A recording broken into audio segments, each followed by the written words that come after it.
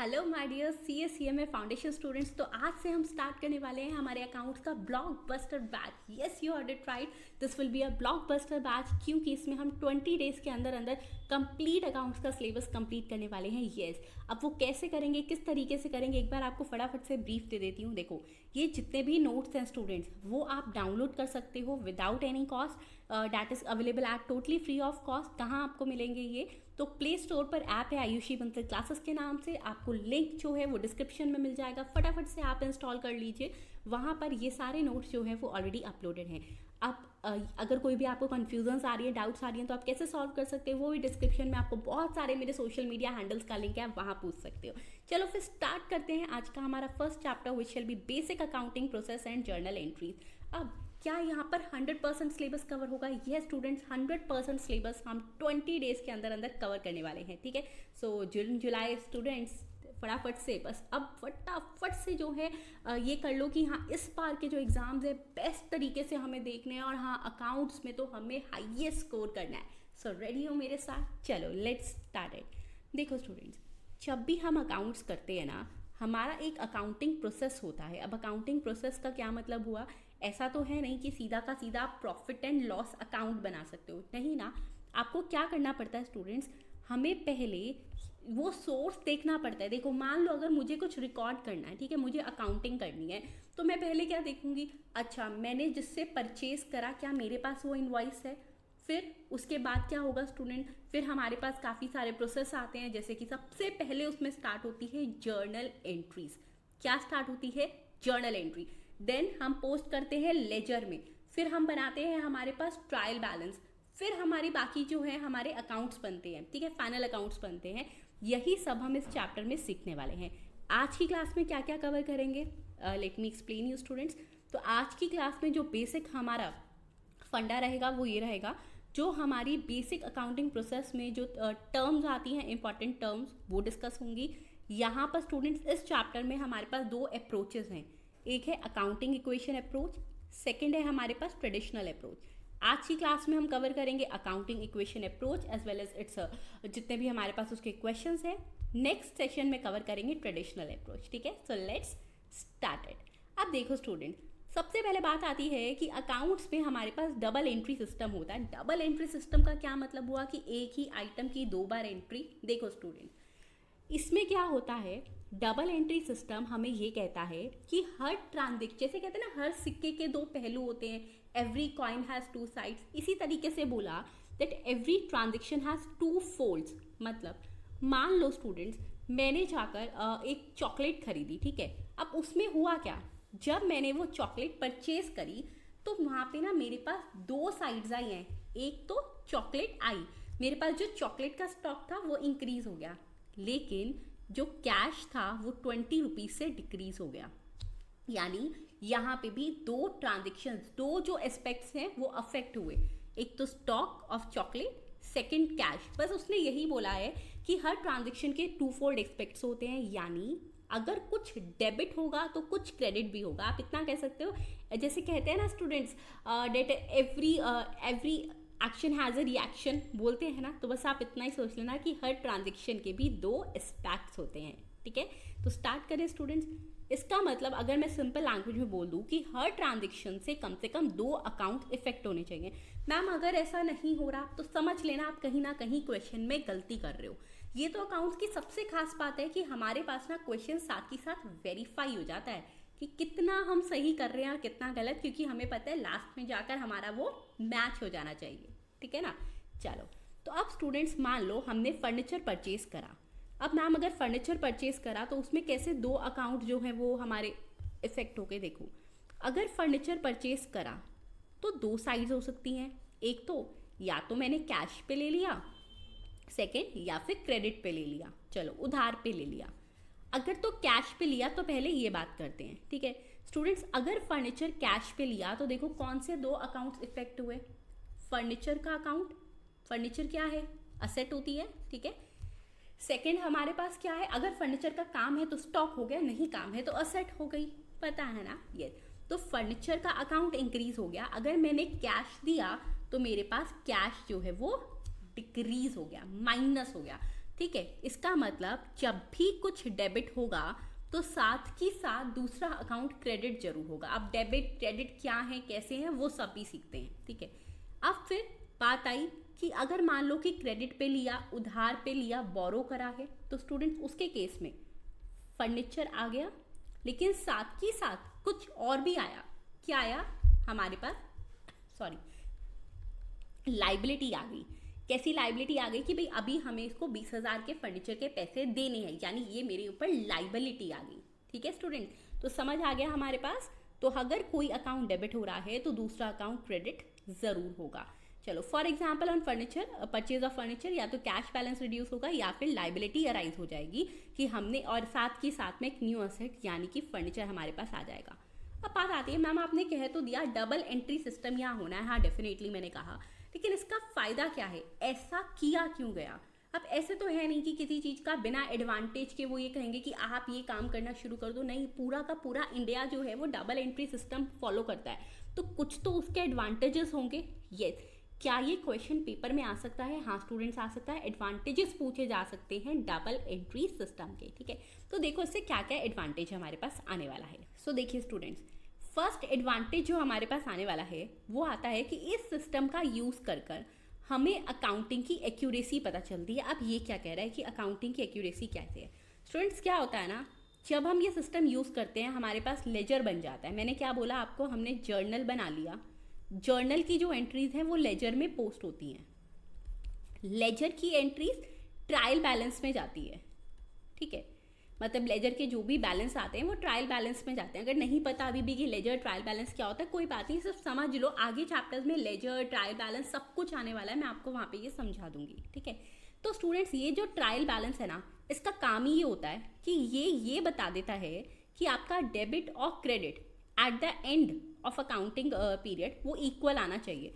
तो इन्होंने कहा कि जब डेबिट और क्रेडिट हो रहा है यानी डबल एंट्री सिस्टम है, उसका फ़ायदा क्या हुआ कि हमें ये पता चल गया कि हमारा जो अकाउंटिंग वर्क है वो एक्यूरेट है, उसमें कहीं कोई गलती नहीं हुई, ठीक है, कोई घपलेबाजी नहीं हुई, कोई फ्रॉड नहीं हुआ। क्यों? क्योंकि अगर डेबिट क्रेडिट मैच हो गया through the device of the trial balance के जरिए, तो पता चल गया कि हाँ भाई ये हमारा सब कुछ सही चल रहा है, एक्यूरेट अकाउंट्स है, ठीक है। अच्छा, सेकेंड बात आती है स्टूडेंट्स कि यहाँ पे पता चला जितना भी हमने प्रॉफिट अर्न करा, देखो अगर वो बिल्कुल एक्यूरेट बता रहा है तो इसका मतलब जो वो प्रॉफिट अर्न बता रहा है हमें कि आपको इतना प्रॉफिट हुआ या लॉस हुआ वो भी एक्यूरेट है। तो इसकी वजह से दूसरा फायदा होता है कि जो हमने प्रॉफिट अर्न किया है, जो लॉस सफ़र किया, वो एग्जैक्टली पता चल जाता है। देखो अगर कोई बिजनेस को पता चल गया भाई लॉस हो रहा है, तो वो अपना काम करने का तरीका बदलेगा ना, उसको पता है कि मेरे से गलतियाँ हो रही हैं, ठीक है।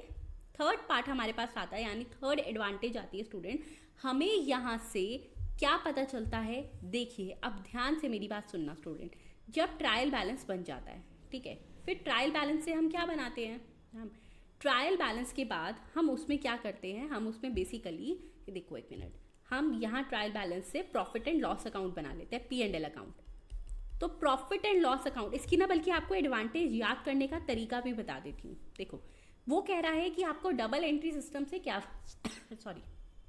डबल एंट्री सिस्टम से क्या फ़ायदा है। पहला फ़ायदा तो कि ट्रायल बैलेंस की वजह से उसमें डेबिट क्रेडिट बैलेंसेस जा रहे हैं, तो through the device of a trial balance we know the accuracy, ठीक है। फिर ट्रायल बैलेंस से प्रॉफिट एंड लॉस अकाउंट बनता है, यानी नेक्स्ट एडवांटेज हमने P&L का लिखना है, ठीक है।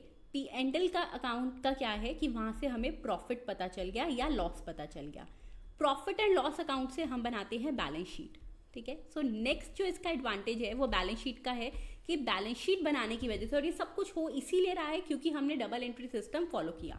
बैलेंस शीट की वजह से स्टूडेंट्स यहाँ पर हमें P&L में क्या पता चलता है, हमारा प्रॉफिट लॉस, लेकिन बैलेंस शीट में हमें पता चलती है फाइनेंशियल पोजीशन। क्या पता चलती है? Financial position. देखो अब हमें ना मतलब पता है लेकिन हम वर्ड्स में फंबल कर जाते हैं, जिसकी वजह से एग्जामिनर हमारे मार्क्स डिडक्ट करता है, हमें मौका ही नहीं देना। फाइनेंशियल पोजीशन जो होती है उसका मतलब है कितनी असेट्स हैं और कितनी लाइबिलिटीज़ हैं, वो तो बैलेंस शीट से ही पता चलती है, ठीक है ना। तो इसकी वजह से ये हमारा नेक्स्ट फ़ायदा हो गया। अब उसके बाद बात आती है, ये सारी तो हो गई, बस मैम बैलेंस शीट हो गई, काम खत्म, हाँ मैच हो गई तो काम खत्म, फिर और क्या एडवांटेजेस लिखें। तो नेक्स्ट एडवांटेज आती है स्टूडेंट, इसकी वजह से, डबल एंट्री सिस्टम की वजह से हमें अकाउंट्स की डिटेल्स पता चलती हैं जितनी हमें चाहिए। उसकी वजह से स्टूडेंट हमें कितना कितना, भाई देखो प्रॉफिट लॉस पता चल गया, कहाँ कंट्रोल की ज़रूरत है, कहाँ गड़बड़ हो रही है, कहाँ कैसे हो रहा है, वो सारी सिग्निफिकेंट इन्फॉर्मेशन पता चल पाती है। ठीक है, तो ये हमारा नेक्स्ट एडवांटेज है। मैम और क्या एडवांटेज होगा? द मोस्ट इंपॉर्टेंट एडवांटेज जो नॉर्मली हम सब यूज़ करते हैं वो क्या, एक बात बताओ, अगर एक कंपनी है वो चाहेगी ना ये देखना कि मेरा पिछले साल कितना प्रॉफिट था, इस साल कितना है, it must be on the higher side ना। तो हम डबल एंट्री सिस्टम की वजह से उसको कंपेयर कर पा रहे हैं कि पिछले साल की हमारी फाइनेंशियल पोजीशंस क्या थी और इस साल का फाइनेंशियल पोजीशन क्या है। Clear students? तो हमारे पास रिजल्ट जो है 1 ईयर का वो हम कंपेयर कर पाते हैं दूसरे साल से। ओके, अभी सिर्फ इन्हीं की वजह से है स्टूडेंट्स, और आपको मैं बता दूं ये एक्सटेंसिवली यूज़ किया जा रहा है इन ऑल द कंट्रीज़। इतनी एडवांटेजेस की वजह से ही मैक्सिमम कंट्रीज़ में, इनफैक्ट कहें तो मोस्ट ऑफ द कंट्रीज़ में डबल एंट्री सिस्टम ही जो है वो फॉलो करते हैं। ठीक है, तो डबल एंट्री सिस्टम समझ आ गया? चलो वेरी गुड। यानी हमारा एक टॉपिक जो अभी कवर हुआ वो क्या हुआ? थ्योरी कवर हो गई यहाँ पर डबल एंट्री सिस्टम की। लिख दूँ? तो फर्स्ट हमने कर लिया डबल एंट्री सिस्टम, डन। ठीक है, चलो नेक्स्ट हमारे पास बात आती है, अच्छा मैम अगर हम इतना कर लें तो क्या स्टडी मटेरियल देखने की ज़रूरत नहीं है? नहीं है, मैंने इसमें स्टडी मटेरियल का जो है जितने भी इंपॉर्टेंट क्वेश्चन है वो सारे कवर हो जाएंगे, सो डू नॉट वरी, आप इतना करो, आपके बहुत अच्छे मार्क्स आ जाएंगे। ठीक है, नेक्स्ट आता है अकाउंट क्या होता है। अब देखो स्टूडेंट्स, अकाउंट का मतलब क्या है? अकाउंट्स इनफैक्ट अकाउंट्स करते कैसे हैं? हमारे पास एक होती है अकाउंटिंग इक्वेशन। क्या होती है? Accounting equation. अब ये अकाउंटिंग इक्वेशन क्या है? आपने स्टूडेंट्स कभी बैलेंस शीट देखी है? 11th 12th देख रखी है ना? यस। चलो, जो बच्चे साइंस बैकग्राउंड से, do not worry at all. Balance sheet क्या होती है स्टूडेंट? जिसमें हम हमारी असेट्स और लाइबिलिटीज लिखते हैं। जो आर्ट्स बैकग्राउंड से है, साइंस बैकग्राउंड से, डोंट वरी एट ऑल। देखो ये हमने बैलेंस शीट बनानी स्टार्ट करी। अब स्टूडेंट बैलेंस शीट का हमारा फॉर्मेट क्या रहता है मैम? इस साइड होती हैं असेट्स, ठीक है, वो current assets, non current assets सब होती हैं। इधर आती है ऊपर कैपिटल और ये होती है लाइबिलिटी। ठीक है, अगर आपको बैलेंस शीट इतनी दिमाग में है ना, आप हर अकाउंटिंग इक्वेशन का क्वेश्चन सॉल्व कर पाओगे। आपको कोई भी ना, मैं आपको भाव बताऊँ स्टूडेंट, चाहे फाउंडेशन की क्लास हो, चाहे जब आप आगे इंटरमीडिएट में जाओगे, अकाउंट्स करेंगे हम साथ में, टैक्सेशन करेंगे, येस डेफिनेटली करेंगे। मेरी क्लास में एक जने को बिल्कुल एंट्री नहीं है। किसको? वो है क्रैमिंग को, यानी रट्टाफिकेशन को। आई जस्ट हेट द रट्टाफिकेशन पार्ट। अब हम CA जैसे प्रेस्टिजियस कोर्सेज कर रहे हैं और साथ में अगर हम सोच रहे हैं कि हम रट्टाफिकेशन करेंगे तो काम नहीं चलेगा। ठीक है, अब यहाँ पे फिर एंट्री किसको है? लॉजिक्स को। तो आपको फॉर्मूला रट्टा नहीं मारने, आप सिर्फ ये बैलेंस शीट जो है ना, ये जो मैंने आपको बोली, आपको ये जो है ये स्टूडेंट्स माइंड में रखनी है। इतना माइंड में अगर है, so you are going to solve each and every question. How? यही है हमारी क्या? अकाउंटिंग इक्वेशन, इसी से बनेगी। अब देखते हैं कि अकाउंट्स में उसने हमें कहा किया। आ जाइए नोट्स पर। तो we have seen how the accounting equation become true on cases. Accounting equation है क्या मैम जो ट्रू हो रही है सभी केसेस में? सो ये होती है स्टूडेंट्स, इधर देखिए, असेट्स जो हैं हमारी, ये जो असेट्स हैं, क्या मैं ये कह सकती हूँ कि यहाँ पे हमेशा ये मैच करता है ना? सो कैन आई से कि जितनी भी असेट्स होती हैं is equals to liabilities plus capital. कैसे? ये देखो, कोई रट्टाफिकेशन नहीं है। इसका जो टोटल है मान लो वो 70 लाख आ रहा है और इसका भी 70 आएगा, तभी पता चलेगा कि सारा काम सही से हुआ। ऐसा तो हो ही नहीं सकता कि वो कभी मैच ना करे। तो इसका मतलब स्टूडेंट्स, ये जो असेट्स हैं ये इसके इक्वल हो गई लाइबिलिटीज प्लस कैपिटल के। बस यही एक अकाउंटिंग इक्वेशन है, बस और कुछ नहीं है। तो हमने देखा, मैंने आपको बोला भी कि ऐसा तो पॉसिबल ही नहीं है कि किसी भी सिचुएशन में अकाउंटिंग इक्वेशन सॉल्व ना हो। ठीक है, so assets is equals to liabilities plus capital. अब कुछ केसेस देखते हैं कि क्या यहाँ पर ये सब कुछ फॉलो हो रहा है। आइए देखते हैं। मान लो एक पर्सन ने अपना बिजनेस स्टार्ट किया 10 लाख रुपए से, तो स्टूडेंट्स यहाँ पे भी अकाउंटिंग इक्वेशन कैसे सॉल्व होएगी? मैम 10 लाख रुपए से बिजनेस स्टार्ट करा, यस, यानी बिजनेस में कैश आया 10 लाख रुपीज, साथ ही साथ बिजनेस के पास कैपिटल आ गई कि उस पर्सन की जो है, अब मेरे पास इतनी कैपिटल है, कितना? 10 लाख रुपीज। लाइबिलिटी अभी तक उसकी कुछ है नहीं तो मैं निल लिख रही हूँ। इसका मतलब assets is equals to capital plus liabilities. Sort out है। चलो अब मान लो स्टूडेंट्स इन्होंने ये कह दिया, और सिमिलर वे में आप क्या देखोगे यहीं पे मैं आपको बता दूं कि कुछ डेबिट हो रहा है तो कुछ क्रेडिट भी हो रहा है। अब डेबिट क्रेडिट कैसे है, कैश आया डेबिट हो गया। और स्टूडेंट्स हमें हमेशा से पता है कि ये जो हमारी अगर कभी भी कैपिटल इंक्रीज होती है, कैपिटल ना पता क्या होती है, हमें ये लगता है कि मैम कैपिटल कोई लाइबिलिटी थोड़ी ना, नहीं है, लेकिन थोड़ी सी आपको आगे की बात बता दूं, ठीक है स्टूडेंट्स, कैपिटल इज एन, आपको लिखना नहीं है पेपर में, वैसे बता रही हूँ, जब आप CA CM में बन जाओगे प्रैक्टिकली देखने वाले हो, कैपिटल एक तरीके से एक्सटर्नल लाइबिलिटी है। सॉरी, क्यों? क्योंकि eight the end of the day आपको क्या करना पड़ता है, eight the end of the accounting period, या जब वो बिजनेस बंद हो रहा है, वो ABC बिजनेस बंद हो रहा है, तो वहां पर आपको उतना कैपिटल अपने शेयर होल्डर्स को या ऑनर्स को वापस करना होता है, यानी ये है तो लाइबिलिटी ना, ठीक है। अब लाइबिलिटी बढ़ रही है, एक्सटर्नल लाइबिलिटी बढ़ रही है, मैं तो कैपिटल को हमेशा बोलती हूँ एक्सटर्नल लाइबिलिटी, ठीक है। सो इट मीन्स वो आपके पास क्या हो गया, क्रेडिट हो जाएगा, ठीक है। तो यहाँ पे भी स्टूडेंट्स क्या आ जाएगा कि अगर कैश बिजनेस पर आ रहा है तो असेट डेबिट और कैपिटल अकाउंट जो है वो क्रेडिट हो गया। समझे बात? क्लियर? कहीं कोई डाउट आ रहा है so don't worry at all, आपके पास स्टूडेंट व्हाट्सएप ग्रुप का लिंक दिया हुआ है, अपने डाउट्स आप उसमें शेयर कर सकते हो, ठीक है। चलो अच्छा मैम, अगर हम व्हाट्सएप नहीं चला रहे कोई बात नहीं, उस पर एक नंबर भी दिया हुआ है, आप उस नंबर पे कांटेक्ट कर सकते हो, आप ईमेल कर सकते हो, ईमेल आईडी दी हुई है, आप टेलीग्राम पे ज्वाइन कर सकते हो, सारे सोशल मीडिया हैंडल्स है, एंड द बेस्ट थिंग आप यूट्यूब पर ही मुझे कमेंट कर सकते हो कि क्या डाउट्स आ रहे हैं। और अगर डाउट्स नहीं आ रहे, लेक्चर अच्छा लग रहा है, तो क्या करना है आप सबको बताएं, फटाफट से वीडियो को लाइक कर दो, उस पर कमेंट कर दो कि कितना अच्छा लग रहा है, और yes please it's a request to all of you, अपने सभी फ्रेंड्स के साथ इसको शेयर कर देना, और डेली बेसिस पे नोटिफिकेशन आए उसके लिए क्या करना है, यस सब्सक्राइब करना है चैनल को, ठीक है। चलो आओ देखते हैं। अब ये हो गया। अब स्टूडेंट्स बात करी कि मान लो कोई गुड्स परचेज हुए, अगर गुड्स परचेज हुए तो फिर क्या हुआ स्टूडेंट, देखो अगर गुड्स परचेज हुए ना तो अगेन क्या होगा हमारे पास, डेबिट क्रेडिट हो जाएगा। कैसे? गुड्स डेबिट हो जाएंगे, आएंगे, गुड्स आ रहे हैं हमारे पास, और स्टूडेंट्स अगेन हमने क्या किया होगा, कैश दिया होगा, तो फिर क्या हुआ, डबल इक्वेशन आ गई, मतलब डबल अकाउंटिंग आ गई कि अगर एक चीज़ आ रही है एक चीज़ जा रही है, ठीक है। मैंने आपको पहले ही बोला कि हमेशा डबल एस्पेक्ट होगा, दो अकाउंट्स अफेक्ट होंगे, एक तो गुड्स का अकाउंट अफेक्ट हुआ, साथ ही साथ कैश का हुआ। इसके लिए स्टूडेंट्स अभी कुछ क्वेश्चंस भी देखेंगे, उसमें और अच्छे से हमें समझ आ जाएगा। फिर हमारे पास स्टूडेंट्स एक ना, हम जब भी हमारे पास ये देखते हैं कि अकाउंट हमें किस फॉर्मेट में बनाना है, तो at the foundation level we are going to make our accounting in the T format. अब ये क्या है T, तो देखो मैंने आपको नीचे एक फॉर्मेट दिया हुआ है, इस तरीके से रहेगा, ये T बन रहा है ना यहाँ पर। अब इसको T क्यों कहते हैं वो भी मैं आपको बता देती हूँ। तो देखो स्टूडेंट, इट्स लाइक कि ये जो लाइन है ये इनको अलग कर रही है कि ये रिसीट की साइड है, this one is the side of receipt and this one is the side of payment, ठीक है। तो यहाँ पर इन्होंने बोला कि भाई आपके जो अकाउंट होते हैं वो हमेशा T फॉर्म में बनते हैं। किस फॉर्म में बनते हैं? T फॉर्म में। मैंने आपको T को बना के भी दिखा दिया, ठीक है। ये ये है हमारे पास कैश स्टेटमेंट। अब कैश स्टेटमेंट में उसने क्या कहा, अब बात आती है सबसे पहले कि इसने हमें क्या बोला। उसने कहा स्टूडेंट्स कि जब भी कुछ अमाउंट आएगा आप उसको इंक्रीज कर दो, कुछ जाएगा तो आप उसको इस साइड पे लिख दो।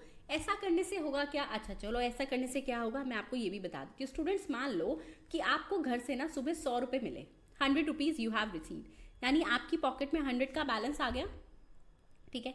अच्छा अब मान लीजिए, चलो मैं आपको ये कहती हूँ कि आपकी पॉकेट में ऑलरेडी पिछले दिन के बचे हुए 50 रुपीज़ भी थे, आपको रोज 100 रुपीज़ मिल जाते थे कि आप जा रहे हो 100 रुपीज़ ले लो, ठीक है। उसमें से तो कैन आई से कि जो आपकी पॉकेट में ऑलरेडी पड़े हुए थे पिछले दिन के, लास्ट डे, प्रीवियस डे के, that is your opening balance, ठीक है ना। फिर ये आपके पास रिसीट हुआ, आपको घर से 100 रुपये दे दिए, फिर आप बाजार में गए, आपको कुछ पेस्ट्री अच्छी लगी, you have given the 30 rupees to the pastry वाले अंकल, तो यानी वो आपकी पेमेंट हो गई। फिर आगे गए, एक 10 रुपीज़ का पेन आपने परचेज कर लिया। पेपर आ रहे हैं, पेन कैसे भूल सकते हो, नहीं ना। तो इसका मतलब एट द एंड आपके पास कितना अमाउंट बचा होना चाहिए पॉकेट में? मैम 150 आ गए, पिछले दिन के 50 रुपये 100 रुपये और आए, ठीक है। 150 में से 40 रुपीज़ चले गए। एक तो पेमेंट करी थी हमने 30 रुपीज़ की चॉकलेट की, और 10 रुपीज़ का हमने पेन परचेज कर लिया। तो आपके पास at the end of the day 110 rupees pocket में होने चाहिए। अगर ऐसा है तो सारा हिसाब सही है। यही है हमारे पास क्या, अकाउंट्स, ये होता है अकाउंट्स, बस इतना ही होता है। तो अब इसमें इसका मतलब आपकी पॉकेट में क्लोजिंग बैलेंस जो होगा दैट इज 110 रुपीज़, ठीक है, 110 रुपीज़। यही उसने कहा ओपनिंग बैलेंस में जितना कुछ है ऐड कर दो, फिर ये सब कुछ माइनस कर दो, तो ये आ गया क्लोजिंग बैलेंस। क्लियर, समझ आ गया? चलो ग्रेट स्टूडेंट। अच्छा, अब नेक्स्ट हमारे पास बात आती है, अच्छा अब यहाँ पे बात है कि मैम यही साइड्स जो हैं क्या ये हमेशा मैच करेंगी? हाँ जी स्टूडेंट्स मैच करेंगी। आओ चलो ये भी बता देती हूँ कैसे मैच करेगी। तो मैं सेम हमारे फॉर्मेट में इसको यहाँ पे बनाती हूँ, ठीक है। मैं टी अकाउंट यहाँ पे बना रही हूँ, आई होप सबको विजिबल होगा, ठीक है। चलो अब स्टूडेंट्स ओपनिंग बैलेंस मेरे पास कितना था? 50 रुपीज़, पिछले दिन का पड़ा हुआ था पॉकेट में। रिसीट आ गई 100 रुपीज़ की, पेमेंट्स हो गई कितनी, 30 रुपीज़ की। क्लोजिंग बैलेंस आप 40 रुपीज़ की, क्लोजिंग बैलेंस आपके पास आ गया 110 रुपीज़ का। अब बताओ स्टूडेंट्स ये मैच करेगा या नहीं? बिल्कुल डेफिनेटली करेगा, देयर इज नो चांस कि वो मैच ना करे। कैसे? क्योंकि अगर मैं यहाँ पर हमारी अकाउंटिंग इक्वेशन या फिर मैं बोलूँ मैं आपको इसका कैलकुलेशन करके दिखाऊँ, तो हमने इसमें से माइनस करी पेमेंट्स तो बैलेंसिंग फिगर आ गई, तो ये तो मैच करनी है, ठीक है। सो अगेन हमारे अकाउंट जो है हमेशा वेरीफाई होंगे, ठीक है। अब बात आती है मैम वैसे चलो ये तो एक था कि भाई इस तरीके से आप निकाल सकते हो, जब हम अकाउंट्स करेंगे तो what is a proper format of an account, सीखना चाहते हो? आइए स्टूडेंट, सो जो वो प्रॉपर फॉर्मेट है अकाउंट का, चाहे हम आगे लेजर अकाउंट्स बना रहे हैं या कुछ भी बना रहे हैं, वो ये रहता है। कैसे? सबसे पहले डेट लिखी जाएगी, फिर पर्टिकुलर्स। पर्टिकुलर्स का मतलब मान लो आपने फर्नीचर परचेज किया तो यहाँ लिख दोगे फर्नीचर परचेज, ठीक है। रेफरेंस, अब REF का मतलब होता है रेफरेंस। क्या मतलब है? Reference, reference. अच्छा स्टूडेंट्स फटाफट से मुझे पता तो चलना चाहिए ना that you are liking my classes और नॉट, तो मुझे कमेंट सेक्शन में बताना। And yes your feedbacks are always welcome, तो कोई सजेशन कोई फीडबैक है तो वो भी ज़रूर बता दीजिएगा। रेफरेंस, ठीक है। अब रेफरेंस का मतलब है कि मैंने ये जो पॉइंट लिखा, मैंने लिखा भाई 20,000 रुपये का अमाउंट, 20,000 रुपये का फर्नीचर आया, कहाँ से लिखा, कैसे पता चला? अब मान लो मेरे को जर्नल से पता चला, तो मैं यहाँ पे उस जर्नल फोलियो का नंबर लिख दूंगी, ठीक है। ये होती है डेबिट साइड और ये होती है क्रेडिट साइड, समझिए स्टूडेंट। फर्नीचर आया, यहाँ लिख दिया। क्रेडिट क्या होगा? जा क्या रहा है हमारे पास से? कैश जा रहा है, ठीक है। सो डेट एंटर कर देंगे और जो भी चीज़ें जाती हैं वो हम ऐसे करके मेंशन कर देंगे, ठीक है स्टूडेंट, समझ आ गया। अब बेसिकली क्या होता है, अब आप कहोगे मैम क्या कैश यहाँ पे मेंशन होगा या क्या होगा? तो स्टूडेंट्स होता भी क्या है अब वो भी सुन लो। नॉट द कैश, एग्जैक्ट बता देती हूँ। जैसे मान लो हमने कहा भाई हमारे पास ना ओपनिंग बैलेंस जो है फर्नीचर का वो 1 लाख रुपीज़ का पड़ा हुआ था, तो यहाँ आ जाता है इसका क्लोजिंग बैलेंस, और ये हमेशा फिर मैच करेगा कि अब eight the end of the counting period 1,20,000 का फर्नीचर है। समझे मेरी बात, ठीक है। अब अगर मैं बोलूँ स्टूडेंट्स, अगर आपको वो पूछ ले कि क्या ये कॉलम सेल्फ एक्सप्लेनेटरी है, हाँ डेफिनेटली ये सेल्फ एक्सप्लेनेटरी है। कैसे? ये खुद को एक्सप्लेन कर रहे हैं ना कि भाई पहले नंबर पे डेट है, फिर पर्टिकुलर्स, फिर REF दैट इज रेफरेंस है, फिर अमाउंट। ये थी डेबिट साइड। अब जो क्रेडिट में आएगा, मान लो स्टूडेंट्स यहाँ पे कोई फर्नीचर सेल हुआ होता 10,000 का, तो फर्नीचर गया, क्रेडिट होगा, ठीक है ना। तो यहाँ पर आ जाता सेल ऑफ फर्नीचर 10,000, तो क्लोजिंग बैलेंस बच जाता 1,10,000, ठीक है। तो these are the self explanatories, okay. अब नेक्स्ट मैं बार बार बोल रही हूँ डेबिट क्रेडिट, डेबिट क्रेडिट। अब मैं आपको बताऊंगी कि ये डेबिट और क्रेडिट होता क्या है। पहली बात स्टूडेंट, हमने देख लिया जब ऊपर टी अकाउंट शेप में देखा था कि जितना भी डेबिट है वो कौन सी साइड पे लिखा? लेफ्ट हैंड साइड पे, और जो क्रेडिट है वो लिख रहे हैं हम राइट हैंड साइड पे, ठीक है। अब बात आती है, ये तो था चलो एक प्रॉपर्ली फॉर्मेट की, उसको ऐसे करके आप लिख देना। अब यहाँ पे नेक्स्ट हमारे पास स्टूडेंट्स क्या बात आने वाली है कि मान लो इंक्रीज हो रहा है कुछ, तो डेबिट हो रहा है, लेफ्ट हैंड साइड पे आएगा और राइट हैंड साइड पे आएगी डिक्रीजिंग एंट्रीज, ठीक है। लेकिन मैम जो अकाउंटेंट्स टर्म यूज करते हैं वो left hand side right hand side तो नहीं देखते, नहीं, they use a term debit. Debit को हम लिखते हैं, पूरा नहीं लिखते पेपर में, DR लिखते हैं, क्रेडिट को CR। ऐसा क्यों, ये भी बता देती हूँ आपको स्टूडेंट्स। तो ये जो डेबिट और क्रेडिट की DR CR है ना, ये कहाँ से आई? एक्चुअली डेबिट क्रेडिट बना है एक लैटिन वर्ड से, विच इज डेबेयर एंड क्रेडेयर। तो उन्होंने डेबेयर एंड क्रेडेयर का ये DR और CR लिया हुआ है, ठीक है। आई होप समझ आ गया होगा, ओके। चलो अब बात आती है अकाउंटिंग इक्वेशन की। तो अकाउंटिंग इक्वेशन है स्टूडेंट, असेट्स की जो इक्वेशन बनती है that is always liabilities plus capital. अब ये देखो, अगर असेट्स जो है, ये मैंने आपको ऑलरेडी समझा दिया ना कि कैसे करके असेट्स जो है लाइबिलिटीज प्लस कैपिटल आ रही है। तो अगर मैं कुछ नहीं कर रही, मैं 8th 9th क्लास वाला मैथ्स भी लगा दूँ तो भी मैं लिख सकती हूँ कि असेट्स इधर आ जाएगा लाइबिलिटीज, यानी ये माइनस का साइन हो जाएगा, तो इज इक्वल्स टू कैपिटल। ठीक है, इसको और थोड़ा चलो इसको वो कहते हैं ना हेंस प्रूव्ड, वो वाला कर लेते हैं। तो असेट्स में स्टूडेंट्स लाइबिलिटीज प्लस कैपिटल का मतलब क्या होता है मैम? कैपिटल का मतलब होता है शेयर नहीं, कैपिटल का मतलब होता है स्टॉक होल्डर का पैसा। स्टूडेंट्स सिर्फ कंपनी है तो शेयर होल्डर होगा, स्टॉक होल्डर क्या होते हैं कि जिसके पास उसका पैसा, कंपनी के पास उसका पैसा है, सो that is the stock holders equity. समझ आ गई बात? चलो अब इसको मैम और क्या लिख सकते हैं, assets is equals to liabilities. अब मैं स्टॉक होल्डर की इक्विटी को और थोड़ा एक्सप्लेन कर देती हूँ। तो स्टूडेंट स्टॉक होल्डर की इक्विटी, स्टॉक होल्डर का क्या क्या पैसा लगा होता है? एक तो उसकी कॉन्ट्रीब्यूटेड कैपिटल। कॉन्ट्रीब्यूटेड कैपिटल का मतलब है, मान लो एक एबीसी कंपनी है, एबीसी लिमिटेड, मैंने उसमें अपना पैसा लगाया 10,000 रुपये, so that is the original capital which is introduced by the owner. यानी जो मैंने 10,000 रुपये लगाए that is the contributed capital. ठीक है, अब स्टूडेंट्स मान लो इस कंपनी का मैंने बोला स्टॉक होल्डर की इक्विटी, तो मेरा पैसा इनके पास है। फिर पिछले साल इन्होंने शेयर होल्डर्स को पैसे देने थे 20,000 रुपीज़, वो अभी तक इन्होंने दिए नहीं है, तो वो भी तो इनकी स्टॉक होल्डर इक्विटी होगी ना, कि दिए नहीं है लेकिन देने अभी रिटेन्ड अर्निंग्स कर रखी है। रिटेन मतलब अपने पास रिटेन कर रखा है, रख रखा है। ठीक है, सो बिगिनिंग रिटेन्ड अर्निंग्स। फिर और क्या आना चाहिए स्टॉक होल्डर के पास भी? देखो कुछ प्रॉफिट होएगा तो मेरा हिस्सा आना चाहिए। ठीक है, so student revenue that is generated from the ongoing activities of the business. कुछ एक्सपेंस है तो वो मेरा भी तो डिडक्ट होगा ना, तो expenses that is cost incurred for the operations of the company. ठीक है, ये माइनस होती है इसमें से। फिर माइनस होती है हमारे पास डिविडेंड, जितना डिविडेंड हमने दे दिया, डिविडेंड मतलब जो शेयर होल्डर्स को अर्निंग डिस्ट्रीब्यूट कर दी हमने, समझे? ये सब कुछ करके यानी contributed capital plus beginning retained earnings plus revenue minus expense minus dividend, ये होती है स्टॉक होल्डर की इक्विटी। Clear students? चलो अब आपको मैं कुछ ऐसे रूल्स बताने वाली हूँ जिसकी वजह से आप जो भी क्वेश्चन करोगे you are going to solve it 110%। ऐसा हो ही नहीं सकता कि आप अकाउंटिंग इक्वेशन सॉल्व ना कर पाओ। देखो, जब भी कोई असेट आएगी ना स्टूडेंट्स, असेट इंक्रीज होगी तो वो डेबिट होगी। मैम कैसे? असेट आ रही है, ठीक है, हमारे पास ना स्टूडेंट्स आगे अभी मैं आपको जो ट्रेडिशनल अप्रोचेस पढ़ाऊंगी, मॉडर्न अप्रोचेस पढ़ाऊंगी, हमारे पास 3 गोल्डन रूल ऑफ अकाउंट्स भी होते हैं, उसमें भी हम यही सीखते हैं, debit what comes in, credit what goes out. ठीक है, सो इंक्रीज करना है हमने, अगर असेट इंक्रीज हो रही है तो वो हमेशा डेबिट होगी, असेट डिक्रीज हो रही है तो वो क्रेडिट होगी। समझे मेरी बात? असेट इंक्रीज है तो डेबिट होगी, डिक्रीज है तो क्रेडिट होगी। चलो फिर बात आई मैम अगर असेट इंक्रीज है तो डेबिट है, हाँ, तो लाइबिलिटीज क्या होनी चाहिए? लाइबिलिटीज हमेशा असेट्स के ना उल्टा चलती है, यानी अगर लाइबिलिटी इंक्रीज होगी तो वो डेबिट होगी, लाइबिलिटी इंक्रीज होगी तो वो क्रेडिट होगी, यानी असेट्स के उल्टा वाइस वर्सा, और लाइबिलिटी डिक्रीज होगी तो वो डेबिट होगी। समझे?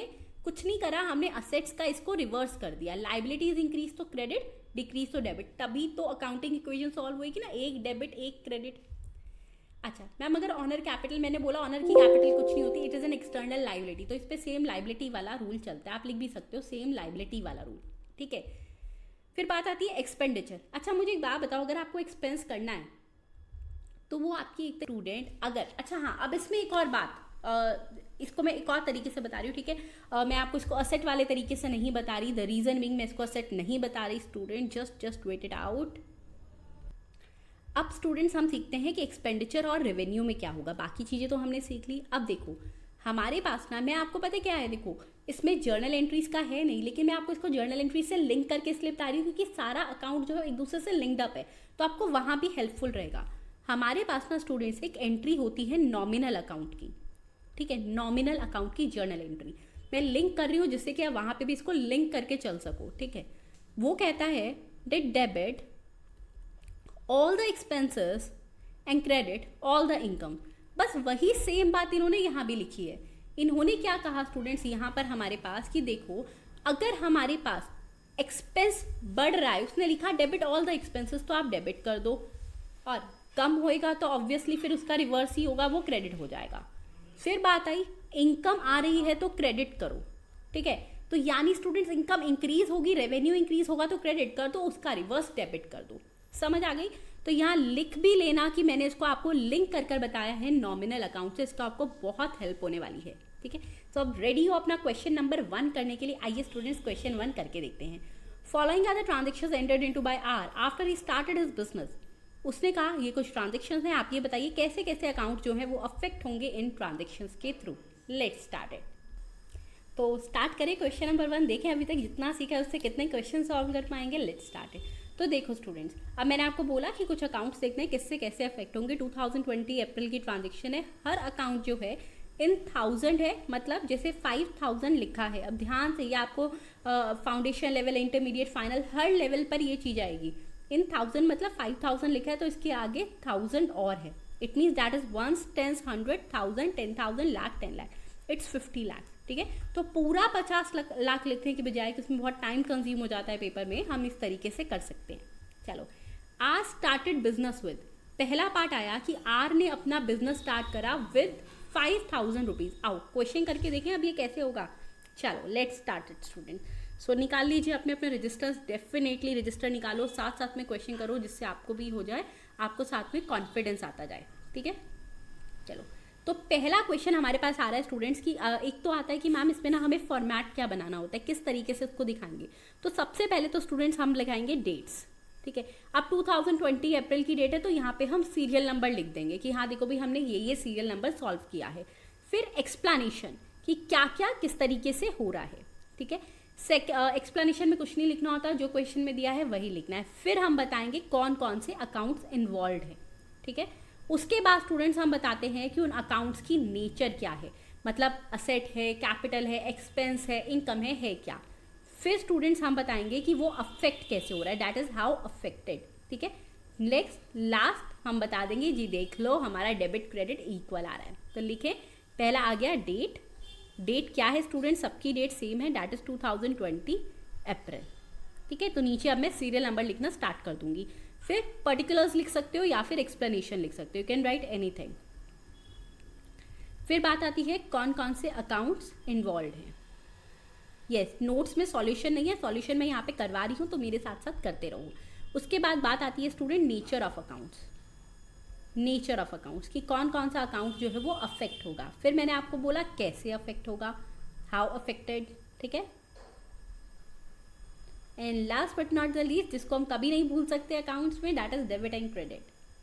अच्छा स्टूडेंट्स, ये डेबिट और क्रेडिट यानी यहाँ पे अमाउंट्स आने हैं। यस, एम आई राइट? तो अमाउंट्स किस में दिए हुए हैं, तो आप लिखोगे भाई रुपीज़ जो है दैट इज इन 1000, कि इनके आगे 1000 और है। ये लिखना मत भूलना, अदरवाइज सारा क्वेश्चन आपका गलत हो जाएगा। ठीक है, अब पहला हमारे पास स्टूडेंट्स यहाँ पे पॉइंट आता है। सबसे पहले हमने बोला कि क्या आ जाएगा हमारे पास, कि उसको 5000 रुपये का कैश उसने इन्वेस्ट किया है बिजनेस में। यही था, देखो आज स्टार्टेड बिजनेस विथ 5000 रुपीज़, यानी 5000 का कैश इन्वेस्ट किया है। तो लिखो पहला पॉइंट, तो ₹5000 कैश जो है वो बिजनेस में इन्वेस्ट किया है, इन्वेस्टेड इन बिजनेस। अच्छा, अब बात आई मैम यहाँ पे कौन कौन से दो अकाउंट्स इन्वॉल्व होंगे। दो तो 100% होंगे, दो ही होंगे। एक तो कैश। कैश क्या है स्टूडेंट्स, यानी कैश लिख लो। या अच्छा मैम कैश उसने लगाया, बैंक में पैसा गया होगा कैश से अगर उसने करा है। ठीक है, मतलब बैंक हुआ तो एक अकाउंट इन्वॉल्व हो गया बैंक। कैश दोगे तो बैंक में जाएगा ना। सेकेंड स्टूडेंट्स, उसकी आर की कैपिटल आ गई, तो आर्स कैपिटल। ठीक है, बैंक का नेचर ऑफ अकाउंट क्या है, बैंक क्या होता है असेट, और आर की कैपिटल यानी कैपिटल अकाउंट। अब देखते हैं अफेक्ट किया कैसे। बैंक पैसा आया यानी असेट इंक्रीज हुई, तो यहां लिख दूं इंक्रीज होगा। कैपिटल बढ़ी यानी अगेन इट इज इंक्रीज। अब हमें पता है एक चीज डेबिट और एक क्रेडिट होगी, अदरवाइज हम क्वेश्चन गलत कर रहे हैं। असेट इंक्रीज हुई है तो क्या होता है डेबिट। कितना अमाउंट था students, 50 lakh, that is 5000 rupees, rupees in 1000 लिख दिया। कैपिटल इंक्रीज हुई है, एक्सटर्नल लाइबिलिटी है क्रेडिट, तो 5000 यहाँ आ जाएगा। समझ आ गया स्टूडेंट्स यहाँ तक आपको? आई होप सबको क्लियर है। ठीक है, चलो सेकंड पॉइंट पर आते हैं। सेकंड है फर्नीचर परचेज करा है। Let's write it down. So purchased furniture कितने का करा है, 1200 वाला।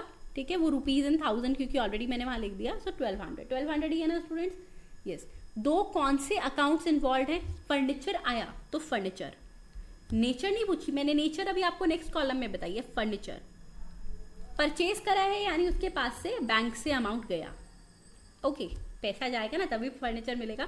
फर्नीचर यानी असेट, बैंक यानी अगेन असेट, तो यानी यहाँ पे दोनों स्टूडेंट जो हमारे अकाउंट इफेक्ट होंगे वो दोनों ही असेट होंगे, यानी डेबिट क्रेडिट तो एक असेट बढ़ेगी एक कम होगी। फर्नीचर आया इंक्रीज हो गया, बैंक से पैसा गया तो डिक्रीज हो गया। अब मैं इंक्रीज डिक्रीज को ऐसे करके लिख रही हूँ जिससे टाइम सेव हो सके, ठीक है, आप पेपर में पूरा लिखोगे। तो 1200 डेबिट होगा और जो हमारा बैंक है वो 1200 से क्रेडिट होगा। क्लियर हो गया ये भी। चलो थर्ड पार्ट देखते हैं। उसने सैलरी पे करी है क्लर्क को सैलरी पे करी है, ठीक है, आइए लिखते हैं स्टूडेंट। तो salary paid to clerk, salary paid to clerk कितनी करी है? 1100। तो सैलरी पेड टू क्लर्क, और we can write salary paid to employ, कुछ भी लिख सकते हो, क्लर्क भी लिख सकते हो, एम्प्लॉय भी लिख सकते हो, for 1100। Okay, try it out, जिससे एग्जामिनर को लगे भाई मेरे बच्चे तो बिल्कुल तैयार है CA में बनने के लिए, तो ये रुपीज़ का साइन या RS साथ में लिख दो कि हाँ रुपीज़ है। कौन कौन से दो अकाउंट्स इफेक्ट होंगे? पैसा कहाँ से दोगे? बैंक से दोगे ना, हाँ, तो एक तो बैंक और सैलरी दी है तो सैलरी अकाउंट इफेक्ट होगा, बैंक। अच्छा, सैलरी देने का मतलब क्या हुआ स्टूडेंट? मैम एक्सपेंडिचर हो गया, ठीक है, तो first account expense, second asset. अब सैलरी दी है आपने, ठीक है, सैलरी दी है यानी कि एक्सपेंडिचर हुआ, तो एक्सपेंडिचर हुआ तो एक्सपेंस अकाउंट क्या है स्टूडेंट? इंक्रीज हो गया ना, एक्सपेंडिचर बढ़ गया, यस। असेट डिक्रीज हो गई, असेट हमारे पास कम हो गई। समझे इस बात को? अब स्टूडेंट मैंने क्या बताया था, जब भी एक्सपेंडिचर होगा तो हम उसको डेबिट करेंगे, तो यानी एक्सपेंडिचर का अमाउंट यहाँ आएगा डेबिट साइड में कितना? 1100, और असेट कम होगी तो वो क्रेडिट होगी, ठीक है। अब इसमें आता है last but not the least part, दो पार्ट्स हमारे पास और रह गए हैं, रेंट पे और receive interest. These are your homework, ये आप करके देखोगे, कहीं डाउट हुआ तो yes you can ask me, ठीक है। कहीं डाउट हुआ तो प्लीज़ उसको डाउट मत रखना, कमेंट सेक्शन में पूछना या फिर ग्रुप में ज़रूर पूछ लेना, ठीक है, तो साथ साथ आपका टेस्ट भी हो जाएगा। उसके बाद बात आती है, ये था हमारे पास अकाउंटिंग इक्वेशन। नेक्स्ट इज कि फिर ये ट्रांजेक्शन क्या होती है? तो स्टूडेंट ट्रांजेक्शन का मतलब होता है टाइप ऑफ इवेंट्स, ठीक है, जो भी इवेंट्स हो रहे हैं, फर्नीचर आया, पैसा गया, इनवॉइस आया, ये सब कुछ, these all are kind of transaction. और अकाउंट्स ना कभी इतना नहीं पूछेगा आपसे कौन लेकर आया था, वो आपको जानता था, आपने उसको क्या कहा, आपने कैसे बात करी, आपने हाय हेलो पूछी, नहीं, उसको मतलब है पैसे से, मनी, अपना सपना मनी, वो वाली केस है, तो वो आपसे कहेगा मुझे तो मॉनेटरी टर्म्स में बता दो, ठीक है। तो स्टूडेंट हर अकाउंटिंग पीरियड में बहुत ज़्यादा हमारे पास जो है ह्यूज नंबर ऑफ ट्रांजेक्शन्स होती हैं जिसको हमें मॉनेटरी टर्म्स में रिकॉर्ड करना होता है। हर ट्रांजेक्शन पे ध्यान रखना, दो तरीके के, फिर से वही है, एस्पेक्ट्स आएंगे, दो तरीके की पार्टीज आएंगी, फर्नीचर खरीदा तो फर्नीचर वाली पार्टी और हम, ओके। नेक्स्ट, ट्रांजेक्शन्स को जब भी हम रिकॉर्ड करते हैं, एनालाइज करते हैं, ठीक है, तो हम डबल एंट्री सिस्टम से करते हैं, और हमारे पास स्टूडेंट एनालाइज करने के दो अप्रोचेस हैं। कितने हैं? दो अप्रोचेस। एक होता है अकाउंटिंग इक्वेशन अप्रोच, जो हम आज की क्लास में करेंगे, नेक्स्ट क्लास में हम करेंगे ट्रेडिशनल अप्रोच, जिसमें हमारे पास जर्नल एंट्रीज आती हैं। So let's begin it. तो अब स्टूडेंट स्टार्ट करते हैं हमारा अकाउंटिंग इक्वेशन अप्रोच का क्वेश्चन, ठीक है। अकाउंटिंग इक्वेशन ऑलरेडी हम कवर कर चुके हैं, तो मैं आपको इसका क्वेश्चन करवाती हूँ। देखो, develop the accounting equation, develop from the following information available at the beginning of accounting period. उसने क्या कहा है कि आपको इस अकाउंटिंग पीरियड की जो इन्फॉर्मेशन है उससे एक अकाउंटिंग इक्वेशन डेवलप करनी है, तो करें। तो देखो, अभी तक हमने क्या पढ़ा कि बीच में हमें अकाउंटिंग इक्वेशन निकालनी है। अब बात ये आती है कि क्या, एक बार क्वेश्चन देख लेते हैं, उसकी फिगर्स देख लेते हैं। पर्टिकुलर्स अगेन इन 1000 रुपीज़, तो कैपिटल है 51,000 की, लोन दिया हुआ है 11,500, ट्रेड पेबल्स हैं, फिक्स्ड असेट्स है, inventory, trade receivables.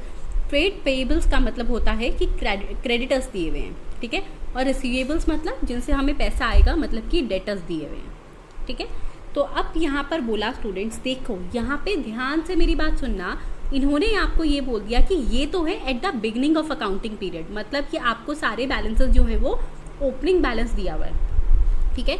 Then at the end of the accounting period, यानी आपको क्लोजिंग बैलेंस दिया हुआ है, मतलब साल शुरू होने से पहले क्या था और साल खत्म होने के बाद क्या फिगर्स हैं वो सब दी हुई है। इसमें क्या क्या है? कैपिटल नहीं दी हुई, मतलब मिसिंग फिगर है, ये हमें फाइंड आउट करनी है। ये देखो क्वेश्चन मार्क लगा हुआ है यहाँ पे। लोन दिया हुआ है, trade payables, fixed assets, inventory, trade receivables, cash at bank, बाकी सब इन्फॉर्मेशन इसने दे दी है। तो उसने कहा एक तो आप इक्वेशन को रीसेट करो और फिर बताओ कि प्रॉफिट कितना होना चाहिए। तो पहले रीसेट कर लें। आइए स्टूडेंट, चलो फटाफट से अपने रजिस्टर्स ओपन कर लो, क्योंकि मैंने फिर से बोला आपको कि साथ साथ में हम क्वेश्चन का सॉल्यूशन जो है क्लास में करते रहेंगे, ठीक है। देखो स्टूडेंट्स, हमें ये पता है that we have an equation of assets is equals to liabilities plus equity. लिख लूँ मैं ये? आइए, तो सॉल्यूशन नंबर 2 क्या लिखेंगे हम? Assets is equals to equity plus liabilities, ठीक है। अब बात आती है कि मैम यहाँ पे तो 2 पार्ट्स दिए हुए हैं। 2 पार्ट्स मतलब एक तो हमें दे दिया ओपनिंग बैलेंस और क्लोजिंग बैलेंस। तो मैं क्या करूँगी स्टूडेंट, मैं ओपनिंग बैलेंस में लिख देंगे, let us assume at the opening balance assets is equals to A0, पूरी लाइन लिख दोगे, equity is equals to E0 plus liabilities is equals to L0, ठीक है। और at the end of the accounting period, ये beginning में assume कर लिया और एंड के लिए मैंने अज्यूम कर लिया A1 is equals to E1 plus L1, यानी कि जो स्टार्टिंग वाला था उसको 0 से डोनेट कर दिया और जो एंड वाला है उसको मैंने 1 से डोनेट कर दिया, ठीक है। समझ आ गया यहाँ तक? चलो ग्रेट। उसके बाद स्टूडेंट्स बात आती है हमारे पास इक्विटी कितनी गिवन है, जस्ट वेट इट आउट, ठीक है। एक बार मैं ये निकाल लेती हूँ यहाँ पर, ये रहा। देखो इक्विटी हमारे पास कितनी गिवन है, हमारे पास क्वेश्चन की स्टार्टिंग में जो मतलब उसकी ओपनिंग बैलेंसेस में इक्विटी कितनी है, तो इक्विटी दी हुई है हमारे पास 51,000 रुपीज़। आइए एक बार देख भी लेते हैं, आपको दिखा देते हैं। देखो हेयर इट इज़, कैपिटल यानी इक्विटी, ठीक है। तो इक्विटी दी हुई है हमारे पास 51,000। लिख लें इसको, बताओ जल्दी से। चलो ठीक है, आओ लिखते हैं फिर इसको। So here it is our equity. तो यहाँ पर अब मैं इस इक्वेशन को सॉल्व कर रही हूँ पहले। दैट इज इक्विटी है E0 है हमारे पास 51,000, ठीक है। उसके बाद स्टूडेंट्स बात आती है हमारे पास कि हमारे पास L0 कितना है। अब यहाँ पर L0 मतलब लाइबिलिटीज़ कितनी है। तो अब जरा लाइबिलिटीज़ भी लिख लें, क्योंकि हमने इक्वेशन को फटाफट से रीसेट करके देखना है, ठीक है। लाइबिलिटीज़ देखते हैं। सो लोन, अच्छा लाइबिलिटी में क्या क्या आएगा? लाइबिलिटी देखो, एक तो हमारी लोन है प्लस साथ में और क्या लाइबिलिटी है? ट्रेड पेबल्स है। तो लिख लो यहाँ पर L0 is equals to loan plus trade payables. समझ आया कैसे? क्योंकि लाइबिलिटी हमारे पास क्या क्या हमने किसका देना है, ठीक है। तो L0 is equals to loan plus trade payables. Okay, अच्छा अब लोन का अमाउंट कितना अभी हमने देखा? तो लोन हमने देखा 11,500। देन ट्रेड पेबल्स कितने हैं स्टूडेंट्स? ट्रेड पेबल्स हैं हमारे पास 5,700। ओके, सो ये टोटल कितना आ गया? फटाफट से अपने कैलकुलेटर्स निकाल लो। और मैं आपको जरूर सजेस्ट करूंगी जो कैलकुलेटर आप प्रैक्टिस के लिए ले रहे हो वही पेपर में लेके जाना, उस पर ना हमारी प्रैक्टिस हुई भी होती है। तो 11,500 प्लस 5,700 डेट इज 17,200। कितना आ गया ये? 17,200। चलो, सो अब हमारे पास ये भी सॉल्व हो चुका है, ये भी सॉल्व। अब हम निकालते हैं कि टोटल असेट्स कितनी है। आइए ये भी कर लेते हैं। सो A0 हमारे पास कितना है? A0, अच्छा मैम अब इसमें क्या क्या दिया हुआ है आओ देख लेते हैं। तो fixed assets plus inventory plus trade receivables plus cash at bank. तो यहीं पे इसको मैं पेपर में आप लिख कर दिखाओगे प्रॉपरली, लिख भी लो साथ साथ में अभी कि A0 is equals to fixed assets plus trade receivables plus inventory plus cash at bank. कितना आ गया ये? Cash and bank 12,800 plus 22,600 plus 17,500 plus 15,300। कितना बन गया? 68,200। तो सबसे पहले तो हमें ये चेक करना है कि भाई ये सही आ रहा है ना। A0 is equals to 68,200।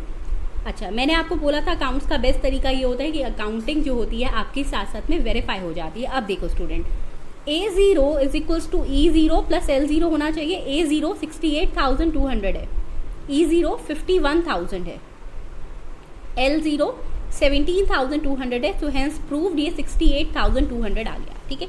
इसका मतलब मैम वैसे आपने ये क्यों किया? उसने कहा था भाई इक्वेशन को रीसेट करके दिखा देना, ठीक है। और इसका बेसिकली स्टूडेंट्स हमारे पास पर्पस क्या था कि अब हमें पता है कि हमारे पास E0 वाला इतना इतना है, L0 इतना है, A0 इतना है। एक क्यूमुलेटिव, एक कॉम्बिनेटिव अमाउंट आ गया, ठीक है, कॉम्बिनेशन आ गया अमाउंट का हमारे पास। अच्छा स्टूडेंट्स, इसके साथ साथ अगर आपको आपके फ्रेंड्स या फिर आपके कोई सीनियर्स पता हैं, ठीक है, या आपके एल्डर ब्रदर सिस्टर जो कि इंटरमीडिएट की प्रिपरेशन कर रहे हैं, so please let them know. Intermediate के लिए भी रिविजन बैचेस ऑलरेडी यूट्यूब पे अपलोड है और भी बहुत सारे आने वाले हैं। अकाउंट्स के लिए, डायरेक्ट टैक्सेशन के लिए दैट इज इनकम टैक्स के लिए, और आईडीटी यानी जीएसटी के लिए, ठीक है। और सीएमए वाले स्टूडेंट्स के लिए जीएसटी और कस्टम दोनों के लिए, ठीक है। हाँ, CA इंटरमीडिएट में हमारे पास कस्टम नहीं आता, वो फाइनल लेवल पे पढ़ाते हैं, इसलिए मैंने कहा, ठीक है। सो याद से उनको बता देना। हाँ, हम इंटरमीडिएट लेवल पे तो पढ़ने ही वाले हैं साथ में, ठीक है। हाँ, उनको कह देना बैचेस भी कमेंस हैं, स्टार्ट हैं, और जो हमारे रिविजन लेक्चर्स भी हो रहे हैं, ठीक है। अब बात आती है, मुझे अब देखना है एंड वाला, क्योंकि मेरे पास ना एंड वाले की फिगर्स पूरी नहीं दी हुई। मैम एंड वाले में क्या नहीं दिया हुआ? एंड वाले में ना कैपिटल नहीं है, तो हमें यहाँ पे कैपिटल निकालनी है सबसे पहले। आओ निकालते हैं। तो देखो L1 है ना, चलो E1 नहीं है, E1 मतलब कैपिटल नहीं है, E1 के क्वेश्चन मार्क है, तो मैं L1 तो लिख लूँ, ठीक है। L1 आ गया स्टूडेंट्स 11,500 प्लस 5,800, तो कितना बैठा ये हमारे पास? फटाफट से कैलकुलेट करो। 11,500 प्लस 5,800 17,300 रुपीज़। कितना आया? 17,300, ठीक है, लिख लूँ यहाँ पर। चलो उसके बाद आता है मैम A1 कितना है? तो स्टूडेंट्स A1 यहाँ पे हमारे पास दिया हुआ है fixed assets plus inventory plus trade receivables plus cash at bank. आइए कैलकुलेट करते हैं। 12,720 प्लस 22,900 प्लस 17,500 प्लस 15,600 रुपये, यानी 68,720 रुपीज़ है, ठीक है। कितना है? 68,720। तो अब स्टूडेंट्स यहाँ से can you find out the E1? Yes ma'am. Equation क्या होती है? इक्वेशन होती है A1 is equals to L1 plus E1। तो मैं यहाँ लिख सकती हूँ A1, वही 8th 9th वाली इक्वेशन, अरे इस साइड आएगा तो माइनस हो जाएगा, minus L1 is equals to E1। A1 कितना है? 68,720 माइनस L1 कितना है? 17,300। तो फटाफट से निकाल लो E1 कितना आ गया? 68,720 माइनस 17,300, कितना बन गया ये? 51,420 इज इक्वल्स टू E1। ये इक्विटी आ गई। चलो भाई, इतना तो हमारे पास हो गया, हमने रीसेट भी कर दी इक्वेशन। अब आता है find out the profit. Profit निकालो। मैम प्रॉफिट कैसे निकालें? आओ देखो स्टूडेंट्स, अब कैसे करना है। मैं प्रॉफिट निकालना यहाँ पे सबसे ज़्यादा ज़रूरी पार्ट है। देखो उसने कहा मेरे पास ना ओपनिंग कैपिटल थी, कितनी थी? 51,000। E0 इज इक्वल्स टू 51,000, और वो कह रहा है देखो भाई साल के एंड में E1 51,420 बन गया, यानी 420 रुपये कहाँ से आए? ऑब्वियसली कैपिटल में ऐड हो रहा है, तो 420 रुपये कैसे ऐड होंगे? उसका प्रॉफिट हुआ है, ठीक है। सो दैट्स वाई प्रॉफिट कैसे आया? अगेन नो रट्टाफिकेशन इन माई क्लास। लास्ट में आपके पास 51,420, 51,420 है, स्टार्टिंग में 51,000 था, यानी 420 रुपीज़ का प्रॉफिट हुआ है, ठीक है। 51,420 माइनस 51,000 इज इक्वल्स टू 420 हो गया। चलो ग्रेट। फिर उसने पूछा है prepare the balance sheet at the end of the accounting period. Definitely अब बैलेंस शीट बना लेते हैं। आइए, और वीडियो लाइक कर दिया ना अभी तक? अच्छा, अगर लाइक कर दी है तो दोबारा लाइक मत करना, अनलाइक हो जाएगी। हाँ, बट कमेंट ज़रूर कर देना, ठीक है। यस, बैलेंस शीट अब हमारे लिए भी बेटर यही है, रुपीज़ एंड थाउजेंड्स लिखेंगे। द रीज़न भी उससे क्या है, जैसा मैं तो आपको एक बात कहती हूँ स्टूडेंट्स, पेपर में एक बात जो है ना समझ जाओ, जैसा एग्जामिनर ने दिया हुआ है ना क्वेश्चन पेपर में, वैसा ही लिखो, क्योंकि उसको सजेस्टेड आंसर्स वैसे ही मिलने हैं, ठीक है। सो लाइबिलिटीज अमाउंट क्या है? Rupees in thousand. This is the proforma. यहाँ पे लाइबिलिटीज आती हैं। Assets amount rupees in thousand, इस साइड पे हमारे पास असेट्स आती हैं। अच्छा, अब आपको मैं बताती हूँ फाउंडेशन लेवल पे, ठीक है। फाउंडेशन लेवल पे स्टूडेंट्स हमसे ये सब लाइंस लगाना बहुत ज़्यादा एक्सपेक्ट किया जाता है, ठीक है। इंटरमीडिएट लेवल पे हमें लगानी चाहिए, लेकिन वहाँ पेपर थोड़ा सा लेंथी हो जाता है, तो कई बार टाइम नहीं मिलता। बट ये फॉर श्योर हमें फाउंडेशन लेवल पर ये सब चीज़ें करनी चाहिए, क्योंकि पेपर इतना लेंथी नहीं आता, ठीक है। अच्छा, पेपर भी टाइम पे सॉल्व कैसे हो सके, वो सब भी टिप्स एंड ट्रिक्स आपके साथ शेयर करेंगे। करना क्या है, बस आप फिगर्स यहाँ पे पुट करनी है। यानी कैपिटल कितनी है स्टूडेंट्स? कैपिटल को लिखने का तरीका देखना, हमेशा पहले हम लिखते हैं opening balance. Yes, this is the way to write down the capital. 51,000, उसमें प्रॉफिट ऐड कर दो, प्लस प्रॉफिट। और ज़्यादा प्रोफेशनल दिखाओ, इसको ऐड लिख दो। Instead of putting the sign of plus, write down the add. 420 rupees, तो ये आ गया 51,420, ठीक है। फिर हमारे पास लोन गिवन था। लोन कितना था स्टूडेंट्स हमारे पास? 11,500। देन ट्रेड पेबल्स पूरा लिखना आप पेपर में, मैं भी शॉर्ट फॉर्म लिख रही हूँ, 5,800। ओके, टोटल आ गया ये हमारे पास 0 to 68,720, ठीक है। ये तो आ गया था, इसको हमेशा डबल लाइन से बंद करना। फिर असेट्स लिखते हैं। अब असेट्स में क्या क्या थी मैम? फिक्स्ड असेट्स थी। मैं अगेन कह रही हूँ पूरा लिखना है, मैं थोड़ा शॉर्ट फॉर्म में लिख रही हूँ टाइम सेव करने के लिए आपका। तो 12,720 की फिक्स्ड असेट्स थी। फिर उसने दिया था इन्वेंट्रीज कितने की थी हमारे पास 22,900 की। फिर थी हमारे पास ट्रेड रिसीवेबल्स कितने थे 17,500 और देन था कैश एट बैंक, ठीक है, वो कितना दिया हुआ था 15,600। करो इसको ज़रा टोटल, ये आ गया हमारे पास 68,720। यस, हेंस प्रूव कि हमने क्वेश्चन 100% सही करा है। Okay students, very good. चलो नेक्स्ट निकालते हैं अब हमारे पास एक next question, that is question number 3। Mister Dravid has provided following details related to his financials, find out the missing figures. हमें बतानी है मिसिंग फिगर्स, ठीक है। This is the last but not the least question of today's class. फिर कल मिलेंगे हम traditional approach के लिए। आज अकाउंटिंग इक्वेशन अप्रोच कर लिया, कल ट्रेडिशनल, ठीक है। तो देखो पर्टिकुलर्स हैं, profits carved during the year. घूम गया माथा, क्या हो गया, हम कार्व्ड वर्ड कहाँ से आया, अरे इसका मतलब क्या है कि प्रॉफिट्स कितने बनाए हैं ड्यूरिंग द ईयर, ठीक है। तो ये ऐसे छोटे मोटे वर्ड्स को देख के परेशान नहीं होना। 5,000 अगेन इन 1000 है। असेट्स दी हुई है बिगिनिंग ऑफ द ईयर में, उसने कहा पता नहीं, मिसिंग है। लाइबिलिटीज कितनी है, फिर कहा है लाइबिलिटीज दी हुई है बिगिनिंग ऑफ द ईयर यानी 12,000। असेट्स दी हुई है end of the year, B again missing figure है। लाइबिलिटीज जो है एंड ऑफ द ईयर की मिसिंग फिगर है, ठीक है। क्लोजिंग कैपिटल है 35,000। टोटल लाइबिलिटीज, ध्यान से, total liabilities including capital eight the end of the year 50,000। यहाँ से ना मैं एक बात तो कर सकती हूँ, क्या उसने कहा है, यहीं अगर मैं इसको सॉल्यूशन कर दूँ कि टोटल लाइबिलिटी 50,000 की है इंक्लूडिंग द कैपिटल, और कैपिटल 35,000 की है, तो यानी कि लाइबिलिटीज कितनी है, क्लोजिंग कैपिटल, एक minute, total liabilities including the capital, तो total liabilities minus closing capital. हमारे पास लाइबिलिटीज वाला पार्ट आ जाएगा, उसने कहा जी टोटल अमाउंट 50,000 है, कैपिटल इंक्लूड है इसमें, ठीक है। सो 50,000 माइनस 35,000 दैट इज 15,000, ये तो हो गया sort out. Liabilities eight the end of the year 15,000 की आ गई। ये तो बताओ भाई, बिल्कुल हमारे सामने ये सॉल्व हो गया, ठीक है। अब उसके बाद और क्या करना है हमने, और देखते हैं कि मिसिंग फिगर क्या क्या है, ठीक है। अब स्टूडेंट्स उसने दिया हुआ है कि प्रॉफिट्स है 5,000 रुपये के और क्लोजिंग कैपिटल है 35,000 की। ओपनिंग कैपिटल दी नहीं। अच्छा मैम, ओपनिंग कैपिटल के बारे में तो बात भी नहीं करिए, चाहे बात ना करिए, हमें ओपनिंग कैपिटल तो चाहिए ना हमारी असेट्स वगैरह निकालने के लिए, तभी तो आप मैच कर पाओगे। तो स्टूडेंट्स हम क्या करेंगे इसमें, देखिए अब हमें ये पता है कि अगर क्लोजिंग कैपिटल 35,000 है, देखो यहाँ पर वी नो कि क्या रहता है, ओपनिंग कैपिटल में जब हम प्रॉफिट्स ऐड करते हैं तो वो क्लोजिंग कैपिटल बनता है, यही होता है। तो इसका मतलब अगर हम मुझे ओपनिंग कैपिटल फाइंड आउट करनी है तो कहना है राइट डाउन दिस कि opening capital is equals to closing capital minus profit. Closing capital में से प्रॉफिट निकाल दो तो साल के शुरू में कितना ओपनिंग कैपिटल था वो पता चल जाएगा, ठीक है ना स्टूडेंट्स। तो ओपनिंग कैपिटल निकाल लेते हैं, क्लोजिंग कैपिटल कितना दिया हुआ है उसके पास 35,000, प्रॉफिट्स हैं 5,000 के, यानी ओपनिंग कैपिटल आ गया हमारे पास 30,000 रुपीज़ का।